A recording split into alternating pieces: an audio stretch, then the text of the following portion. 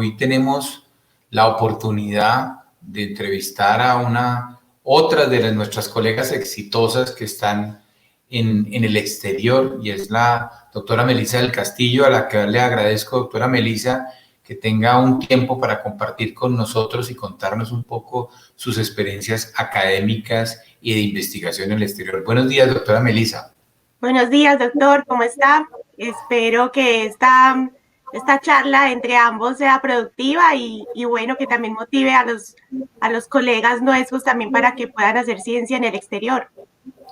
Seguramente así va a ser, mi doctora. De todas maneras, me gustaría que, comenzando primero por destacar su acción actual y que nos vaya contando en este momento, cuál es su trabajo, cuál es su posición y que cuenten un poco qué está haciendo para luego devolvernos un poco a que nos cuente cómo es que uno puede llegar allá a investigar, a generar ciencia y conocimiento. En este momento, Bueno, ¿cuál es su posición, doctora? actualmente, bueno, yo soy otorrinolaringóloga, soy médica otorrinolaringóloga, actualmente estoy como postdoctoral fellow en el Massachusetts Eye and Ear Infirmary, que es el hospital de ojos y oídos de la Escuela de Medicina de Harvard. Y mi investigación está principalmente centrada en el área de otopatología y además de acústica y biomecánica. Nosotros nos encargamos de conocer, de ver y de velar un poco cómo el oído medio puede estar afectado por diversas condiciones, como pueden ser por explosivos o por enfermedades reumatológicas, como pueden ser la artritis reumatoide, el escleroderma, el lupus, y eso entonces lo hacemos a través del estudio histológico en la base de hueso temporal, que es la más grande que se encuentra, digamos, en todo el mundo. Entonces, justo en mi hospital tenemos la fortuna de tenerla y he estado en el último año y medio trabajando en esto, descubriendo un poco cómo se afecta el oído y, y qué características, digamos, puede surgir dentro de la patología otológica. Bueno, doctora, a mí me gustaría centrarme en dos puntos. Uno, conocer un poco más a la investigadora y luego un poco conocer más la investigación. Entonces, me imagino que ya usted es una persona muy joven, ¿cierto? Que ya lleva, o sea, está en un postdoctorado. Me gustaría que me cuente dónde salió, de qué universidad, por qué su interés por la otorrino, por qué el interés en la investigación y cómo ha sido un poco todo eso de ir hasta llegar ya a un postdoctorado, que no es usual en Colombia tener colegas que estén haciendo postdoctorado, y por otro lado, especialidades clínicas en un postdoctorado. Entonces, doctora, ¿cómo comenzó de dónde usted es egresada, y de dónde es especialista? Bueno, yo soy egresada de la Universidad Pontificia Bolivariana de Medellín, de la carrera de medicina en 2011, y ya después hice otorrinolaringología en Buenos Aires, Argentina. La realicé en el Hospital Británico, mi residencia, y digamos que la parte académica la hice en la Pontificia Universidad Católica Argentina. Una vez, digamos, en la residencia, yo comencé como con algo de curiosidad sobre todo lo que pasaba con la parte del vértigo, del equilibrio y también, digamos, de las alteraciones auditivas. Entonces me fui interesando sobre todo por el área de otoneurología. Yo recibí pues entrenamiento durante mi residencia con una de las referentes en Argentina dedicada, digamos, a esto. Y ya después me volví, digamos, una de las médicas principales en el Hospital de Clínicas José de San Martín, que es asociado a la Universidad de Buenos Aires, en la cual, digamos, pude un poco desarrollar como más el interés y quise entonces profundizar en digamos, cómo pasaban las cosas en el oído, cómo se podía haber afectado. Necesitaba también darle como una buena dirección a mis pacientes y en ese momento pues ya estaba egresada y ya, digamos, no contaba con ningún mentor, ya era yo prácticamente una de las médicas titulares en el hospital de clínicas y tenía entonces que ir teniendo un poco, digamos, de conocimiento y también considerar otros mentores y, digamos, otras entidades en las cuales yo pudiera estar inmersa. Entonces, durante mi residencia había sido miembro de la American Neurology Society, y, digamos, ahí quería continuar como mi educación médica, sobre todo pues en el área enfocada a la otoneurología y también digamos, a toda la patología, digamos, auditiva. Y ahí entonces yo comienzo como a buscar también mentores y empiezo a buscar un poco cómo me podía seguir capacitando. en todo ese recorrido que digamos fue como un poco rápido, pero que también digamos fue muy concienzudo, logré entonces establecer contacto con el doctor Aaron Remich-Schneider, que es uno de los otorrinolaringólogos, otólogo y neurotólogo aquí en el Hospital Massachusetts Sinai Infirmary, y le demostré pues el interés que también tenía, digamos, por la parte investigativa en el área de otopatología, que no es común, sobre todo en Sudamérica, quienes lo manejan muchísimo más es en Brasil, que hay grupos muy grandes, sobre todo en Sao Paulo, pero digamos que en el resto de Latinoamérica nosotros no teníamos como nada de referente sobre el estudio de hueso temporal. Entonces, digamos que sumado a lo que yo tenía de background en la parte de vértigo y equilibrio, quise también indagar un poco qué era lo que se hacía en toda la parte del autopato. Y por eso entonces decidí pues como iniciar todo este proceso, pasé una serie de entrevistas acá con el doctor Rami Schneider, también pruebas de idiomas y finalmente entonces en junio del año pasado logré entonces entrar acá y comenzar en el laboratorio del doctor Rami Schneider y con ello empezamos entonces a hacer una serie de Pero, investigaciones. doctora, antes de eso me gustaría volverme un poquito a Colombia. Sí. Entonces, 2011 es aquí nomás, o sea, hace mucho, hay Hace muy 9 años, no, ya hace un tiempito, casi una década. no, 2011 es 10 años. Una estudiante de medicina de la Universidad Bolivariana en Medellín. Quisiera entender, uno, ¿qué la motivó a ser otorrino y si desde esos momentos ya se vislumbraba como una investigadora un poco para recorrer, digamos, todo ese camino de investigación que usted ha tenido? Devolvámonos a Medellín cuando era 2011. estudiante de pregrado. Primero, ¿por qué le llamó la atención del otorrino, que es una especialidad quirúrgica y que no necesariamente está asociada a procesos de investigación tan sofisticados como lo que usted anota? ¿Y hubo algún tipo de motivación para empezar a pensar como investigadora? No sé, me gustaría ya centrarnos en ese espacio de Medellín. Bueno, realmente yo comencé como con la parte de investigación, yo creo que lo tengo un poco genéticamente codificado. Mi papá es investigador también en una universidad en Córdoba, entonces digamos que desde chiquita pues como que tenía inclinaciones a conocer los procesos y un poco a desarrollar como preguntas. Y digamos que durante ya el proceso de mi universidad, yo comienzo en 2005 en la Universidad Pontificia Bolivariana y hay un semillero de investigación. En el colegio había sido como bastante lo que llamarían nerd, entonces también me gustaba hacer algún tipo de investigaciones como medio cualitativas en ese momento como estudiante de colegio y ya después cuando ingreso a Bolivariana hay un semillero de investigación. Entonces, digamos que ahí yo me conecto más con la parte de investigación, empiezo como a conocer más cómo era toda la dinámica y desde primer semestre de la facultad fue que comencé con todo el gusto de la investigación hasta que estaba en internado y que pude, digamos, hacer publicaciones y también entonces ya generar productos. ¿Por qué me gustó otorrino? Bueno, más allá de que en mi casa hay un otorrinolaringólogo también, que es mi tío y es, digamos, uno de los referentes y las personas que más admiro, realmente yo tenía como un poco la duda de quiero algo que sea clínico, pero algo que también sea quirúrgico. Ya cuando había pasado medicina interna y cuando había pasado todas las clínicas, yo decía, bueno, me puede gustar, pero quizás hay algo más que quizás pueda ofrecerme, estar no solamente en contacto con el paciente, pero también que me permita rodar por diversas áreas del hospital y además que también pueda interactuar con diversas especialidades.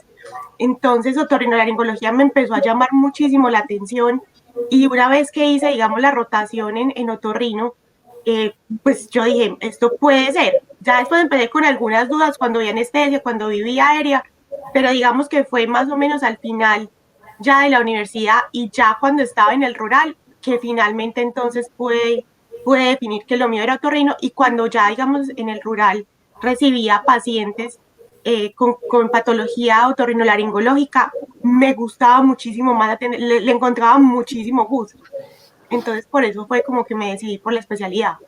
Y de los productos en Colombia, en la bolivariana que usted comenta, ¿Qué área de interés en ese momento tenía en relación con la otorrino? Usted dice que hubo algunos productos iniciales, que es muy interesante ver cómo, mire usted que los semilleros de investigación, que son, yo lo digo como profesor universitario, que son un esfuerzo que están haciendo las universidades, pueden calar en algunas mentes y llevarlos a una proyección un poco más internacional de investigación. Es muy interesante. ¿Qué productos que tuvo usted en ese momento o qué área de interés tenía en relación con, me imagino que con la otorrino también? Bueno, ahí realmente, por ejemplo, doctor, en el área de otorrino, de investigación no había nada.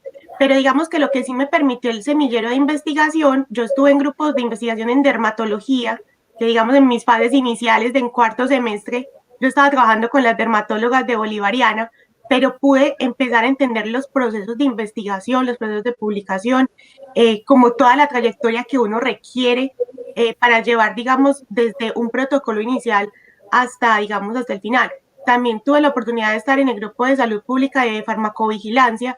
Yo era monitora de farmacología justo en ese momento, entonces también me permitió como entender todo el background de cómo llevar, digamos, todo el proceso investigativo, cómo comprender el método científico, y eso, digamos, me dio las bases para entonces yo ya después poder desarrollar investigación en mi fase, digamos, de posgrado. Entonces, a veces uno pensaría, no, pues uno realmente tendría que estar enfocado en la investigación en el área que a uno le gusta, pero por ejemplo, en mi caso, para otorrino en Medellín en ese tiempo no había ningún tipo de grupo de investigación ni nada similar. Entonces, digamos que por lo menos poder tener el contacto y poder comprender los procesos desde las diversas áreas, y eso, digamos, me hizo un poco más polifacética, me hizo como poder entender, me dio la capacidad de poder entender cómo realizar investigación, no importara el campo en el que estuviera. Sí, claro, digamos que en eso estamos, digamos, de acuerdo que uno es el qué y otro es el cómo. Y probablemente el cómo es lo que da las herramientas para poder luego en el desarrollo académico de cada uno de nosotros como grupos o como individuos ponerle la materia o el qué.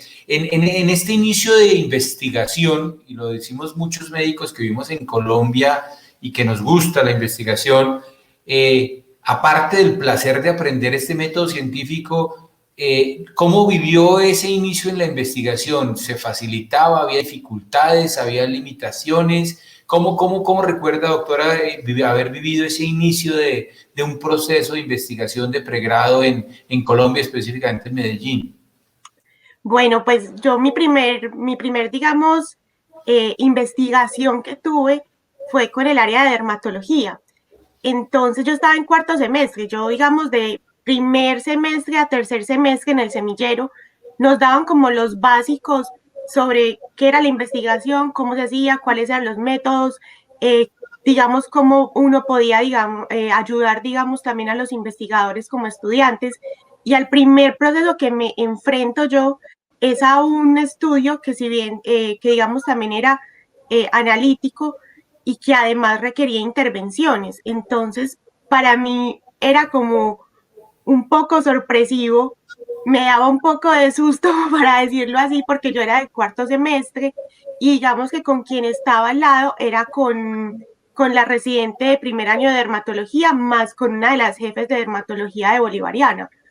Entonces, para mí era todo un desafío porque, digamos, yo necesitaba como estar un poco enterada de lo que ellas hacían y me tuve que hacer una inmersión en el proceso, aprender incluso del tema, conocer qué era lo que íbamos a hacer, conocer qué herramientas íbamos a utilizar, y posteriormente pues fuimos desarrollando con la residente que actualmente es una profesora asociada en la Universidad de Miami, y con ella entonces, con Natalia empezamos como a develar no solamente cómo se escribía, sino también entonces cómo teníamos que hacer los procesos de selección de los pacientes, cuándo hacer los procedimientos. Fuera de eso nos tocaba ir a una clínica en Medellín y tener una cita con una médica para poder hacer un procedimiento, pues que era un rasurado de pelo, y poder tomar entonces unas imágenes con una máquina especial que teníamos en ese momento.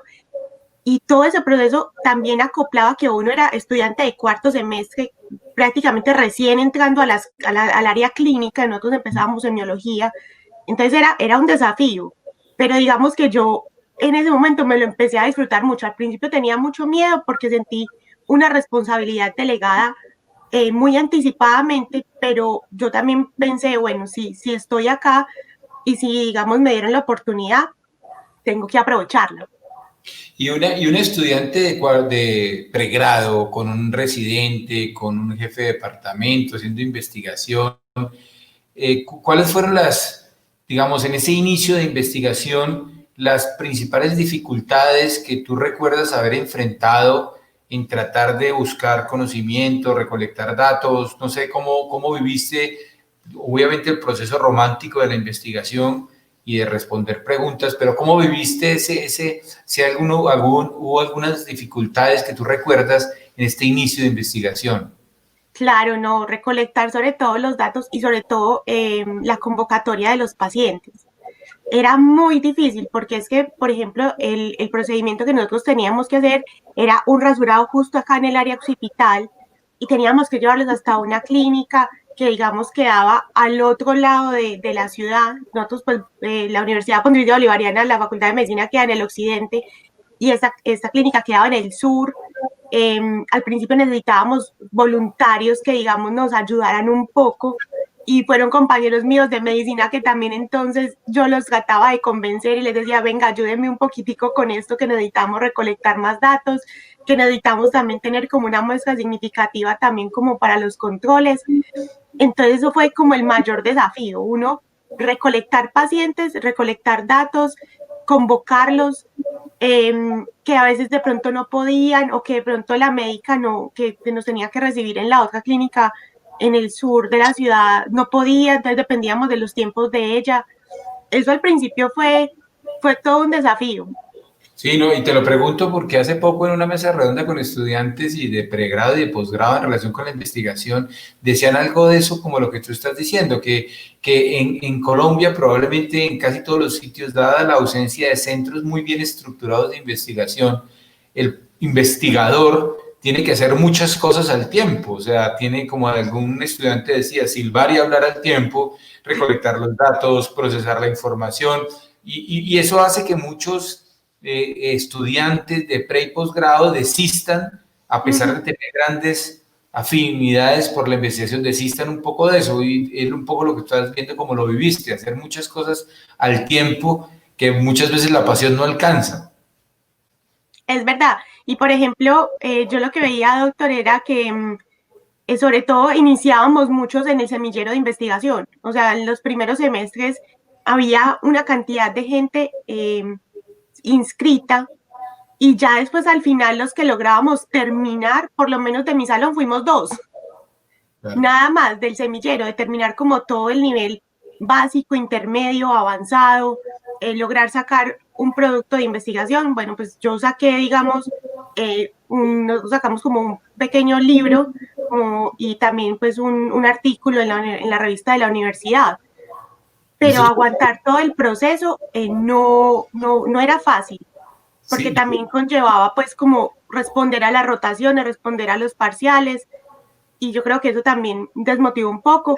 Yo lo que veía mucho, sobre todo con el área de investigación, y quizás de pronto, doctor, usted también me pueda apoyar un poco en esto, digamos, la investigación para aquellos que no les gusta mucho lo ven como un requisito para residencias. Entonces lo ven como un requisito a veces como obligado, el cual, digamos, no les permite disfrutar a fondo.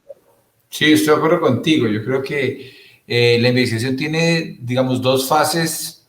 Una fase es la pasión por una pregunta y la segunda fase es la cotidianidad del registro de los datos, que eventualmente puede ser no tan atractiva y generar deserción. Por eso me interesaba profundizar eso, porque creo que por esa falta de motivación y de identificar el verdadero valor de la investigación, se están volviendo algunos proyectos de grado un mero requisito y probablemente estamos perdiendo grandes investigadores en Colombia, como tú bien dices, una deserción importante en los semilleros. Seguramente muchos de los que desertaron hubieran podido ser grandes investigadores. Y eso tú dices que terminó en un producto de investigación, terminó en una publicación.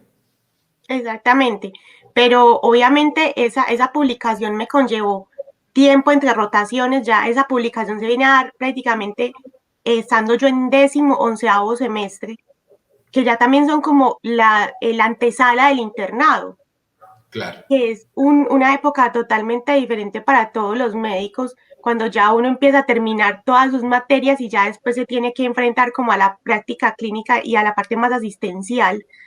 Entonces también era como una mezcla entre todo lo que está pasando y también tener que publicar.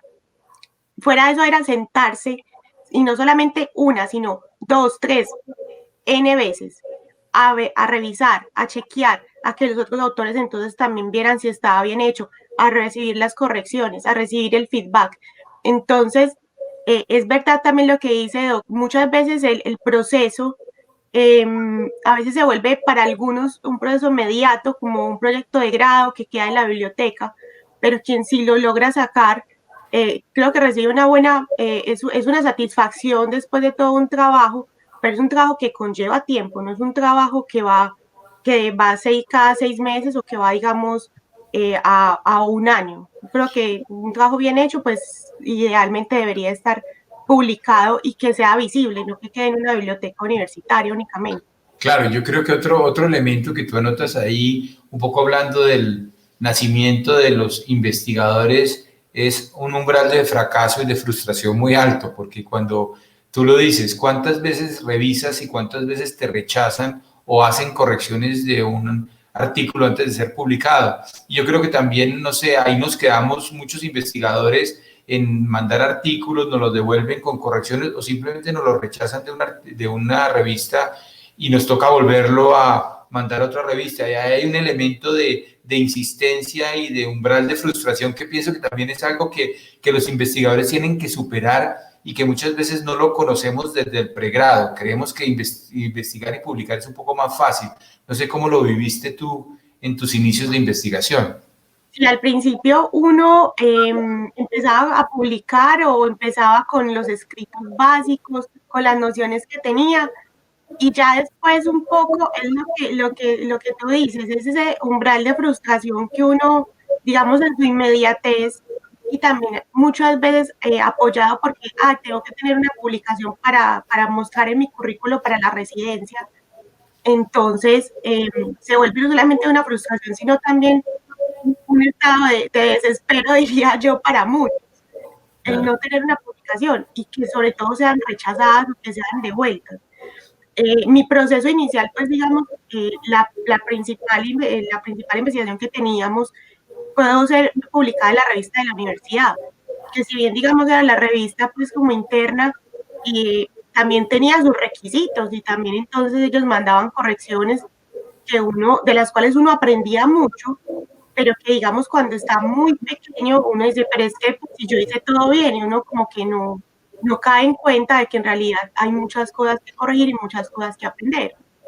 De acuerdo, de acuerdo. Yo creo que ahí hay un elemento de pedagogía que muchas veces aprendemos con los años, pero que debería ser un poco más explícito para los investigadores juniors, saber que así hagamos un trabajo muy bien hecho, siempre habrá o rechazos o correcciones que en el segundo caso nos pueden ayudar muchísimo a mejorar la calidad de nuestras publicaciones, y en eso lo comparto plenamente, pero no es fácil, no es fácil.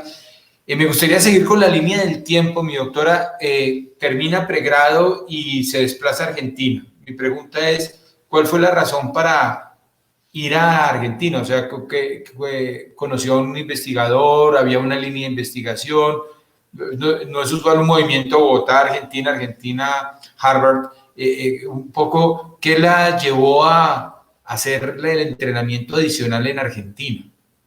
Bueno, yo realmente siempre quise hacer la parte del posgrado fuera del país, era como un sueño que tenía.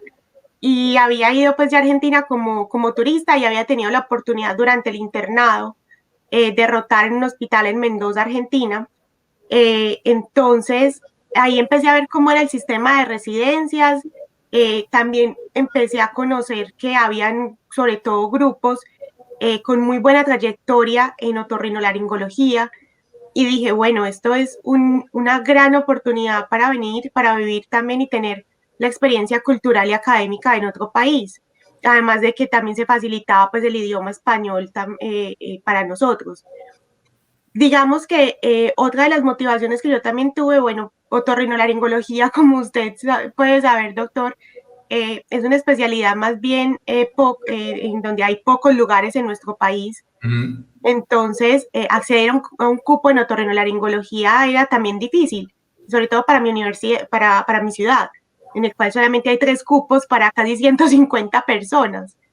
Entonces, digamos que yo estaba como consciente también de eso y dije, bueno, voy a darme la oportunidad de estar en Argentina, de conocer, de ver los grupos de otología, laringología y de otras especialidades, digamos, afines de mi especialidad, en las cuales entonces yo me pudiera desarrollar. Hice todo el proceso de residencia, de exámenes, de entrevistas, y ahí entonces logro acceder al Hospital Británico de Buenos Aires, que es el hospital asociado a la Pontificia Universidad Católica Argentina.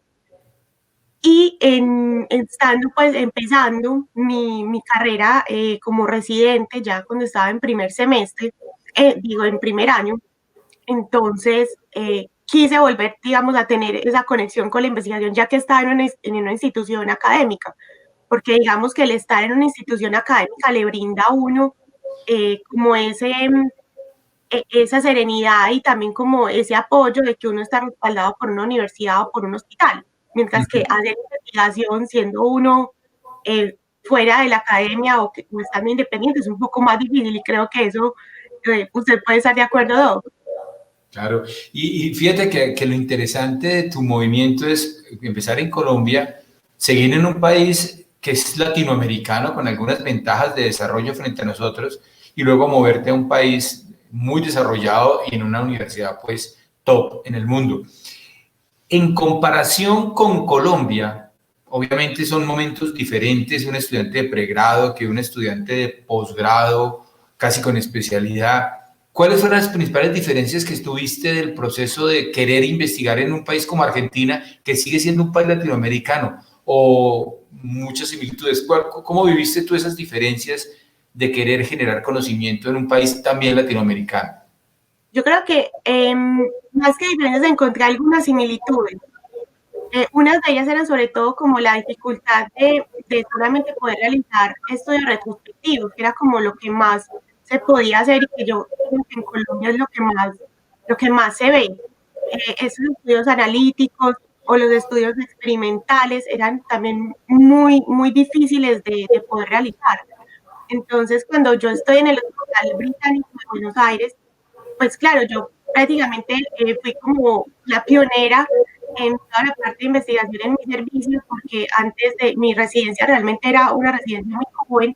Yo era la sexta residente que entraba, y digamos la primera que tiene como ese gusto por la investigación. Entonces, desde primer año comencé con decirle a mi jefe de servicio, doctora, ¿será que puedo hacer esto? Tengo tal interés, o empecé a revisar tales datos, me encontré tales cosas, y a partir de ello entonces no solamente fui yo, sino que también fue enganchar a mis compañeros en la residencia. Entonces ya los que venían detrás de mí y mi residente superior también entonces empezaron a estar un poco más inmersos en el proceso investigativo. Obviamente teníamos limitaciones, digamos, muchos de los proyectos que teníamos podían tener falta de datos, porque era también ir a recolectar datos en archivos de historias clínicas, ir a chequear todo, tener, digamos, un sesgo de información. Era difícil, o sea, yo encontré como esa similitud. Los comités de ética, los comités de IRB, como se dice acá en Estados Unidos, tenían, digamos, las características bastante similares de cómo hacer la aceptación y todo esto.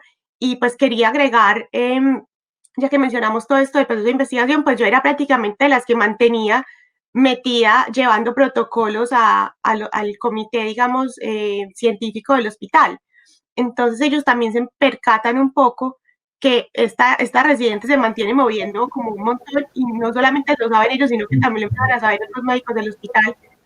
Y más o menos alrededor de mi final del tercer año, ingreso al comité de asesor científico en el Hospital Británico de Buenos Aires, que era un comité pues auxiliar para evaluar los protocolos antes de pasarlo pues al comité de investigación principal. O sea que uno podría pensar que en los dos escenarios encontraste dificultades más o menos similares, donde voy a decirlo, igual que estoy equivocado, la investigación no estaba estructurada, sino se llevó más a cabo por una iniciativa propia tuya. Exactamente, yo pues fui como la primera que empecé con eso y ya después tuve el apoyo de mi jefe de servicio, de otros de mis profesores. Les decía, profe, vea, quiero investigar en esto, o me encontré esto, o creo que potencialmente podemos hacer alguna revisión sobre este tema.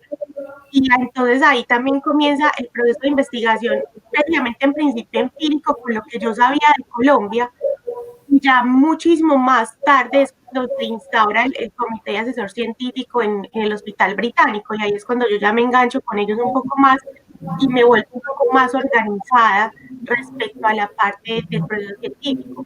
Pero en principio, por ejemplo, las investigaciones y todo, pues recaían sobre mí, así como el proceso de publicación, porque mis profesores pues ya me daban el feedback del proceso de los productos que yo hacía durante la residencia, pero digamos que al principio eso fue iniciativa, pero fue muy empírico.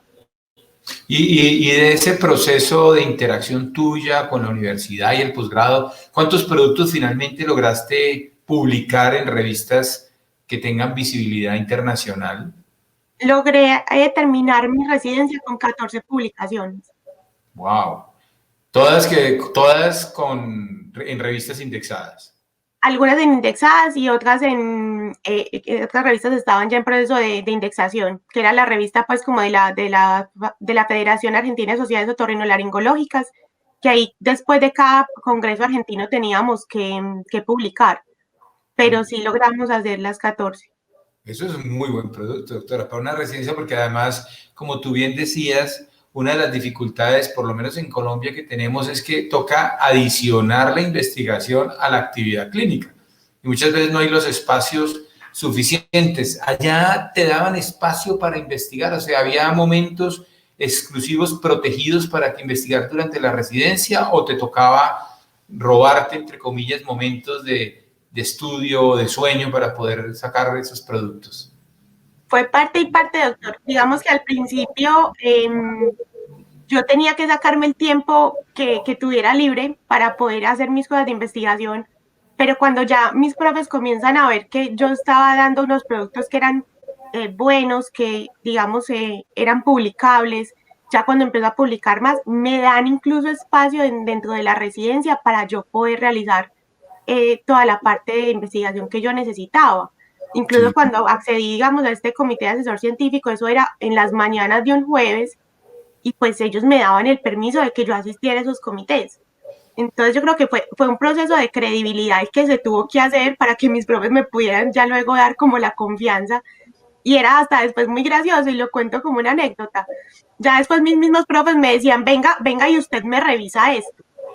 Para mí era demasiado gracioso porque era uno de mis profes sentado al lado y es que vení, ayúdame como, fíjate cómo es este protocolo y corregímelo.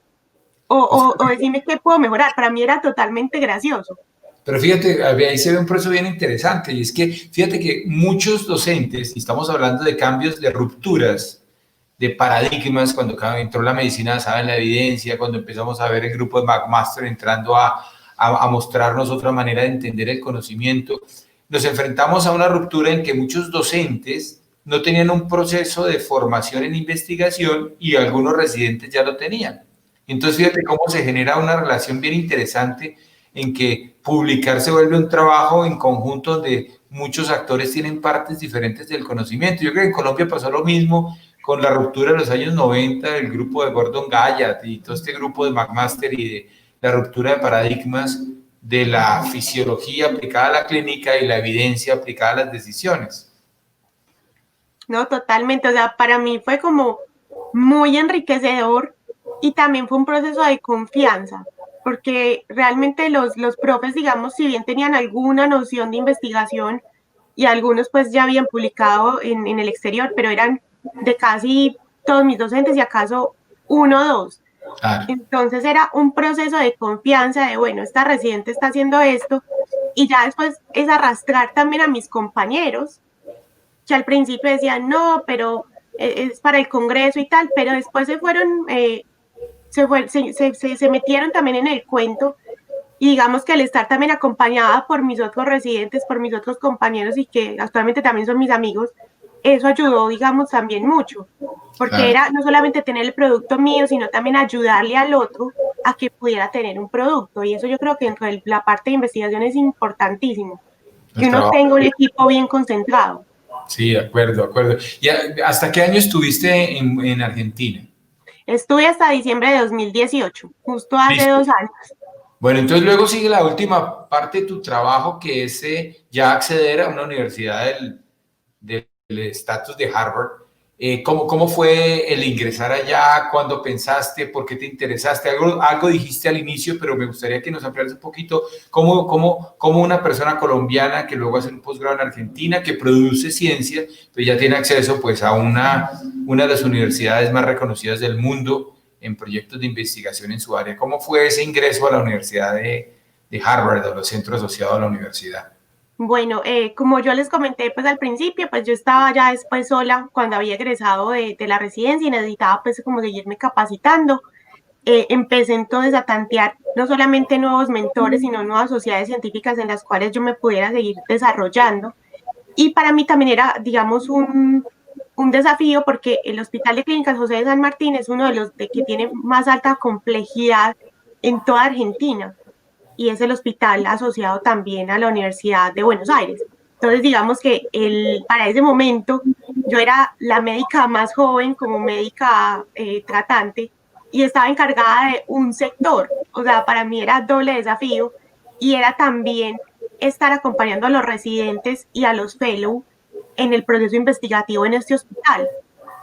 Ya digamos, uno de mis profesores, que era el jefe de servicio de clínica, ya conocía un poco de mi trayectoria en el hospital británico y entonces pues ya más o menos conocía que yo también estaba interesada en el área de investigación y también me ayudó a desarrollarme en el clínica. Ya para llegar a Harvard, entonces yo necesitaba seguir pues como esa educación continuada y realmente realicé pues una jugada un poco riesgosa, un poco arriesgada, como dice también mi mamá, eh, y fue tomar el directorio de esta sociedad médica en la cual yo estaba inscrita y de la cual yo necesitaba ser miembro permanente. Y tomé el directorio de esta sociedad y justo el primer nombre que veo era uno de los autores que más había leído durante mi residencia. Entonces, este autor justo había visto toda la parte de alteraciones auditivas en las víctimas de la maratón de Boston de 2013. Cuando yo veo esto, dije, bueno, voy a escribirle a este señor porque ya también tiene un poco de conocimiento sobre la parte digamos, de lesiones auditivas por explosivos, que para mí también ha sido un área de interés, ya que nosotros en Colombia todos podemos estar afectados por algún tipo de alteración auditiva tras, digamos, toda la ola de violencia que vimos en los 90 y en los 2000. Y además de eso, él tenía pues mucho trabajo en hueso temporal, que también era otra de esas como áreas que siempre me había como inquietado un poco. Entonces yo le escribo y le digo, vea doctor, usted no me conoce, este es mi currículo, le mandé todo mi currículo con todas mis investigaciones al curso, con qué era lo que estaba haciendo y realmente le dije que necesitaba era como continuar con esta educación que yo necesitaba y que además entonces quería como un espacio para poderme desarrollar también. No solamente le escribí a él, le escribí a otros otorrinos, no recibí del todo respuestas muy buenas, pero justo este investigador al que le escribí al otro día me dice, mire, me gusta mucho su perfil, usted quiere tener una entrevista para que veamos la posibilidad de que usted pueda venir a Harvard. Entonces tenemos la entrevista a la semana siguiente y posteriormente entonces comienzan más series de entrevistas acerca de qué era lo que yo hacía como investigadora, cómo me había formado, qué eran como las expectativas que tenían. Para mí al principio, realmente cuando yo vi ese mail de harvard.edu, yo al principio como que no me la creía. Y realmente yo creo que todavía cuento el cuento y yo digo, es increíble que alguien de Harvard me haya respondido a mí. Y cuando entonces comenzamos a interactuar un poco, el doctor se da cuenta de en qué trabajaba yo, cómo había hecho como todo mi proceso científico, él me dice, listo, venga y hagamos un plan y empecemos entonces como con toda la parte de credentialing para venir acá a Harvard. Entonces, no solamente fue hablar, digamos, del proceso para venir, del que también tenía que tener algún tipo de soporte económico, sino también fue hablar de qué era lo que yo esperaba al venir acá y qué herramientas quería tomar al yo ingresar a esta universidad. Entonces era como todo un background, no solamente de investigación, sino también de usted qué hace y cómo se ve y por qué quiere, digamos, investigar en esas áreas y de qué le va a servir para volver a su país. Entonces, en primer lugar, pues otopatología no es un área muy común dentro del otorrino que los otorrinos se dediquen. Y por segundo, también quería como estudiar un poco sobre las alteraciones auditivas causadas por explosivos. Y una de mis áreas, digamos, de interés al llegar acá era qué pasaba con los pacientes afectados por minas antipersona en nuestro país, que es una población totalmente diversa y que en el continente pues es poco vista. Entonces ese fue como un poco el resumen, el abstract de cómo llegué acá. Y me imagino que encuentras, a diferencia de Latinoamérica, grupos de investigación muy bien estructurados donde cada uno de los investigadores o de los actores dentro de la investigación encaja en tareas muy concretas. Me imagino que ya la investigación a ese nivel pues tiene unas dimensiones muy diferentes. De lo que tú encontraste en los grupos de investigación, ¿qué es lo que más te llama o te llamó la atención en ese momento en comparación con lo que habías vivido tú en A mí Latinoamérica? primero, pues, o sea, los recursos, eso es una cosa totalmente diferente. La posibilidad de tenerlo todo y de poder acceder a materiales, a recursos, de poder tener financiamiento para los proyectos. También la manera en que los grupos de investigación están constituidos acá y ver la especificidad que tienen para cada área. Y sobre todo el engranaje del grupo de investigación, esa es una de las cosas que más me ha parecido sorprendente y maravillosa, es cómo se engrana todo el equipo. Y no es solamente que esté un médico, está también un ingeniero, está un ingeniero biomédico, un ingeniero eléctrico, están estudiantes de pregrado, están PhDs o están postdoctoral fellows. Es increíble cómo se logra hacer como eso y admiro muchísimo las figuras de los investigadores principales aquí, porque Sí. son también personas muy eclécticas, están metidas en la ciencia, pero también pueden estar teniendo una startup, pueden estar entonces también con una compañía, pueden estar generando otro tipo de iniciativas también sociales. Eso a mí personalmente me ha, digamos, llamado mucho la atención y eso nosotros, por ejemplo, en Sudamérica no lo vemos. Los grupos transdisciplinarios y no sé si el término adecuado sea la de compartimentalización de la ciencia, donde el médico tiene que interactuar con un ingeniero, el ingeniero con un matemático, el matemático también fue de las cosas que me ha impresionado cuando he trabajado con grupos internacionales, que definitivamente tenemos que empezar a hablar idiomas mucho más internacionales y mucho más fuera de nuestra lengua propia médica, porque son los grupos transdisciplinarios los que finalmente trascienden a la generación del conocimiento. Lo comparto plenamente contigo. Es impresionante cómo trabajan grupos de diversas especialidades. Quisiera preguntarte una cosa ya para ir finalizando. ¿Tú qué quisieras lograr? ¿Cómo te ves tú en un futuro como investigadora? Pues el futuro tuyo es gigantesco, eres una mujer muy joven, ya has tenido una experiencia en diferentes latitudes. ¿Cómo te ves tú en un futuro? ¿Cómo te visualizas tú hacia un futuro en este proyecto tan largo y tan difícil que ha sido la investigación? Bueno, a mí principalmente uno de mis grandes sueños, ya cumplí ser médica, ser otorrina, llegar a Harvard. Ya uno de mis grandes sueños es poder ser investigador principal en Colombia. Ese es uno de mis grandes sueños y por eso, digamos, estoy acá con toda la ficha, no solamente para aprender de mi área, sino también para aprender esos procesos y esas destrezas que se requieren como investigador principal. En mi área, digamos, en otorrino, no es mucho lo que se ve en la parte de investigación. Son, digamos, como grupos muy dispersos en general en todo el país, pero creo que se puede hacer también ciencia translacional y ciencia también básica con lo que nosotros tenemos allá y que sea asociado también a mi especialidad. Entonces, esa es una de mis grandes aspiraciones, poder volver a mi país y ser investigador principal en otorrinolaringología. Y con un recorrido tan interesante como que hemos vivido en poquitos minutos, para finalizar, ojalá te tengamos en Colombia en poco tiempo aportando la investigación, que finalmente también creo que es parte del desarrollo futuro y una deuda que tenemos con el país, el generar ciencia y generar conocimiento. Para finalizar, ¿cuál sería el consejo que tú le darías a los estudiantes, médicos de pre o posgrado en relación con la investigación, de acuerdo a lo que tú has vivido? ¿Cuál sería un consejo para cerrar la entrevista y obviamente darte las gracias por su tiempo, que tú le darías a los colegas que están interesados en hacer investigación? Yo principalmente les diría a todos aquellos que quieren hacer investigación que no se rindan de una. Los procesos de investigación son largos, son de paciencia, pero dan muchas satisfacciones. Y otra de las cosas importantes para aquellos que están en pregrado, para los que están en posgrado, es que no vean la investigación como un requisito fastidioso o digamos como un requisito que necesitamos solamente para ingresar a una residencia. Intentemos disfrutar el proceso, y eso sí se los digo como tanto a aquellos que lo ven como un requisito como para aquellos que les guste la investigación.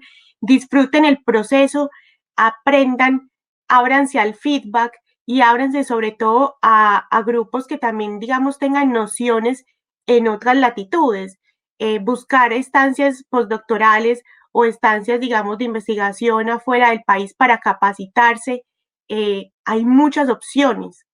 Entonces, no se queden únicamente con esto, digamos, de formarse de pronto en el país, sino también exploren un poco afuera para ver nosotros qué podemos devolver entonces también al país a partir entonces de una capacitación que podamos realizar en otras estancias y que podamos conocer a otros mentores. Pues Melissa, yo quería darte las gracias porque de verdad eres un ejemplo para muchos investigadores jóvenes, ver cómo la iniciativa, cómo la disciplina y hasta un momento dado la terquedad hace que uno pueda llegar a producir y a desarrollar ciencia. Te agradezco mucho que hayas tenido el tiempo para compartir con nosotros y estoy seguro que este material va a ser de interés para muchos médicos, tanto de pre, posgrado como profesores que están interviniendo en la investigación en universidades en Colombia. Te agradezco mucho esta entrevista. Muchísimas gracias a ustedes por este espacio. Fue todo un gusto poder hablar sobre todo este proceso de investigación que a veces se puede dar y que a veces parece como muy lejano para un país como el nuestro, pero que creo que nosotros tenemos mucho por hacer en el campo de investigación en Colombia. Que tengas entonces un feliz día y muchas gracias nuevamente. Igualmente.